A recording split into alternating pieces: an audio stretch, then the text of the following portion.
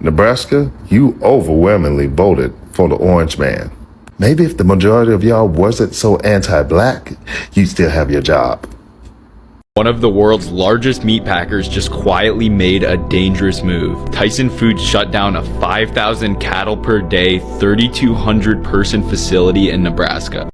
Tyson Foods, you know, the maker of meat and beef, has decided to close down their factory in Lexington, Nebraska, because of Donald Trump tariffs on beef. And y'all know who voted for Donald Trump in Lexington? 75% of their residents voted for Donald Trump in 2024. Now, Tyson Foods is about to lay off 3,000 employees at their plant, which the whole area is only 11,000. So that's 1 out of 3, basically, folks about to lose their job in Lexington, Nebraska. They wanted everything to happen to us. They wanted everything to happen to them. But now they are losing their jobs because they chose to vote for racism. Now 3,000 of them don't know what they're gonna do, because this was the biggest plant in Lexington, Nebraska. Now they don't have nowhere to go. They don't know what they gonna do. Now they complain and saying this ain't right. Now they saying this ain't this. This is what you get when you vote for racism. So Trump supporters, if you're not worried now about the economy, now is the time to be worried. Nebraska, Tyson Foods. They're the largest meat producer in the country. They're closing their Nebraska beef processing plant because of Trump economics. Cattle costs have risen $2 billion because of Trump's tariffs, and it has resulted in a net loss of $425 million in 2025 to date for Tyson Foods. So they're closing their meat packing plant, and 3,200 employees in this small town with only 11,000 residents are losing their jobs. 3,200 employees, and I can guarantee a vast majority voted for this. And it doesn't end there. Tyson is taking their 3-shift slaughter operation in Texas down to 1 shift. So a lot more people at their Texas facility are going to be let go. When you talk about big industries now being affected, not the small guy, but those at the top of the food chain being impacted and closing down, we are in a world of economic hurt. And this is just the beginning, because this Trump administration is not focused on fixing the problem. They keep creating more. Well. So this past Friday, Tyson announced that they were going to be closing a factory in Lexington, Nebraska that employs 3,200 workers. Because I think it's incredibly important to keep track of these things, a reminder that 72% of people in Dawson County, Nebraska voted for Donald Trump, and they voted for this to happen to themselves. And the reality is you probably voted just so that Riley Gaines could feel vindicated for finishing tied for 5th place. Not that we need further proof to explain why Donald Trump's trade and economic policies are disastrous for this country. This is actually real-time results. Starting on November 13th, where Trump announced that he is going to be rolling back tariffs on a wide range of agricultural products, including certain beef items. You can see this on the official whitehouse.gov website. The president has thus determined that certain agricultural products shall no longer be subject to the reciprocal tariffs. I'm sorry, wasn't this the foundation of the entire campaign that he ran on? Beef has its own little bullet point. And Trump justifies this by saying it is a move aimed at easing high prices and meeting domestic demand. Imagine that 1 out of every 3 people in your town just lost their job. That's what's happening in Lexington, Nebraska right now. Earlier last week, I made a video about Tyson closing their processing plant there. 3,200 jobs will be gone by January 20th. Governor Pillen says that the plant was originally built in 1973 to build farm equipment, and then it was converted into a packing house in 1990. He claims that a factor could be that Tyson thought the plant was too old and inefficient to keep running. Pillen also says that he didn't hear about the decision until noon on November 21st, which was the same day that Tyson made the information public. Wednesday and Thursday, December 3rd and December 4th, the Dawson County Fairgrounds are about to turn into Command Central. The county and state are coming in hard with programs to help out those affected. Everyone affected by the closure is encouraged to go to givebiglexington.org. Hello guys, and welcome to the J Report, where we get an outsider's view with an insider's clarity. Nebraska woke up to a harsh reality last month. Tears, confusion, and anger swept through the small town of Lexington after Tyson Foods announced it would permanently close its beef processing plant. The closure wasn't just a blow to the local economy. It was a gut punch to over 3,000 workers who suddenly found themselves out of a job. For many in Lexington, this hit harder than expected. They had believed their votes mattered, that choosing leaders promising tough stances on immigration and protecting American jobs would shield them from situations like this. Instead, the cruel irony stung. The very policies they supported, designed to clamp down on immigrant labor, had contributed to a chain of events that left them unemployed and facing uncertainty. Before we proceed, all credit goes to the creators of these videos. You will find all their arts in my description box. Also guys, kindly support me by watching this video till the end. But for now, let me play you a few more clips and I'll be back with more commentary. Nebraskans, unfortunately there's some bad news for those of you who are out in Lexington and Dawson County. Just a few days ago, Tyson Foods announced they're closing a beef factory down in Lexington. That same factory is reported to have employed 3,200 people in a county of 11,000. If you consider that only 60% of any given population is likely to be working, either words, not a child, not retired, and not disabled, you do the math and you find out that's almost half of the entire population of Dawson County.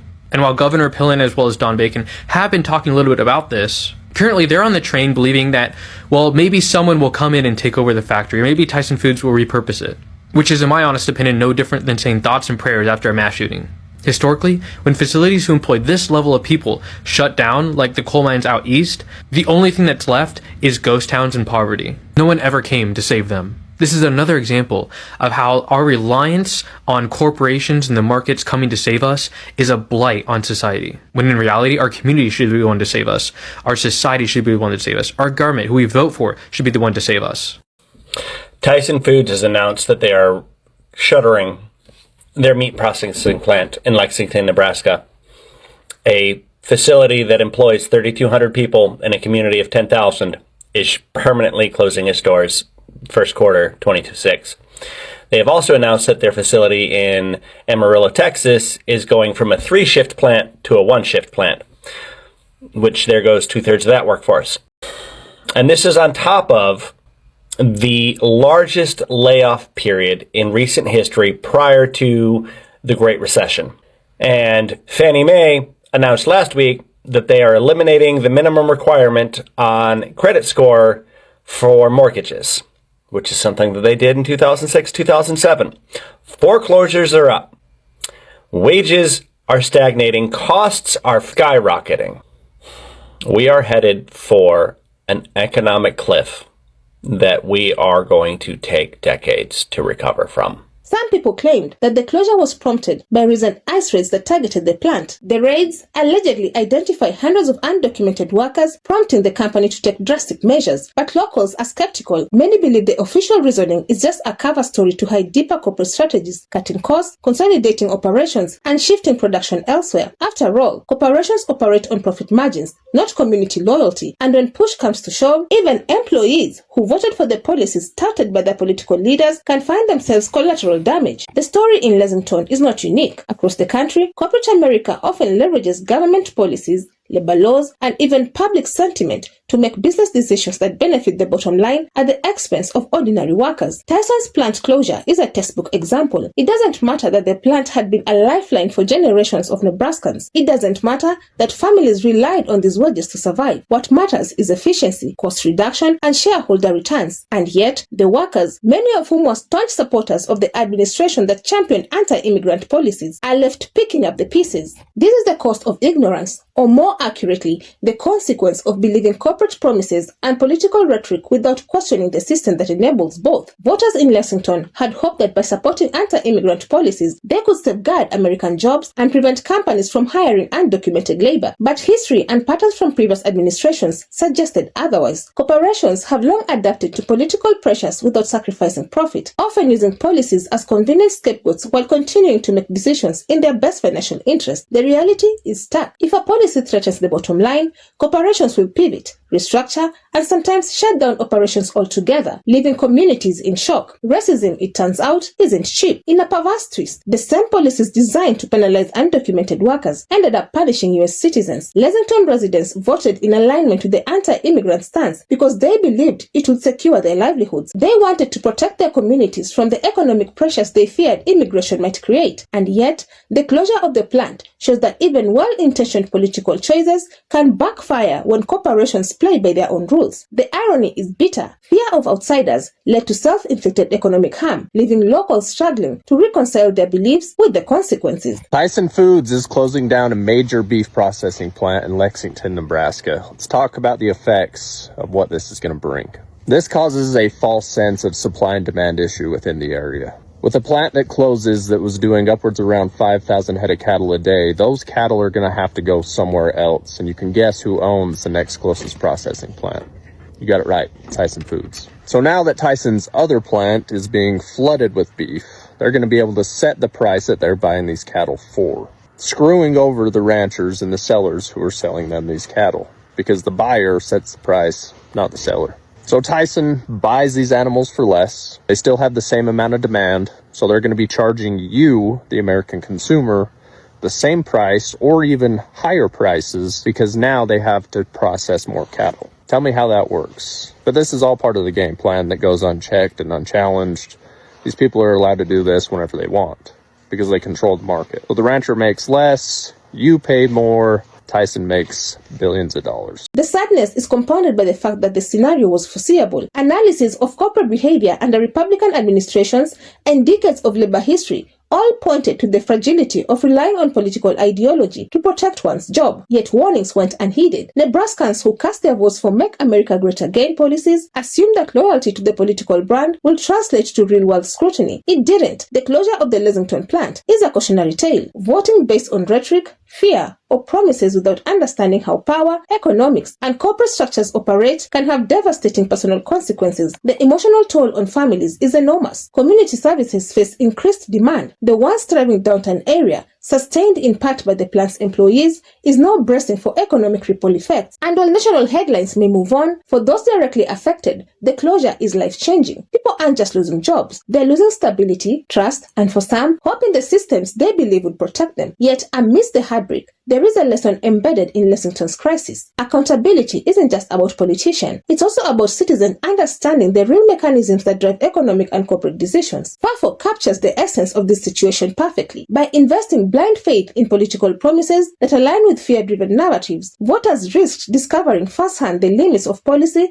in controlling corporate behavior. It is a hard truth, but one that cannot be ignored. Governments can set the stage, but corporations write the script, and sometimes the cast pays the price. In reflecting on the tragedy in Lexington, the broader implication becomes clear. This isn't just a Nebraska story. Across the nation, workers everywhere face similar dilemmas when corporate profit motives collide with political ideology. Communities that rely heavily on a single employer are particularly vulnerable. Political allegiance cannot shield anyone from market realities. Workers may believe their votes protect them, but the economy and corporate strategies operate independently, often harshly. So what does Lexington teach us? It is a painful reminder that choices have consequences, both personal and collective. It is a case study in how fear-driven policy can boomerang, punishing those it was intended to protect. And perhaps most importantly, it's a warning that putting faith in ideology over critical analysis can leave individuals vulnerable to forces far beyond their control. FAFO doesn't just apply to cooperation, it applies to voters too. As Lexington tries to rebuild, the community is left asking questions that won't be easily answered.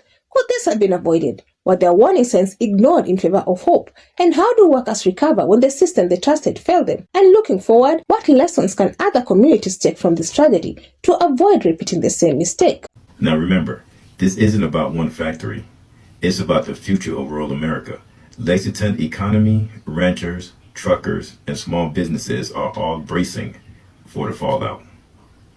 Now tell me, what do you think? Corporate survival move or a devastating blow to working families? Now keep in mind, Lexington, Nebraska voted for Trump 72%.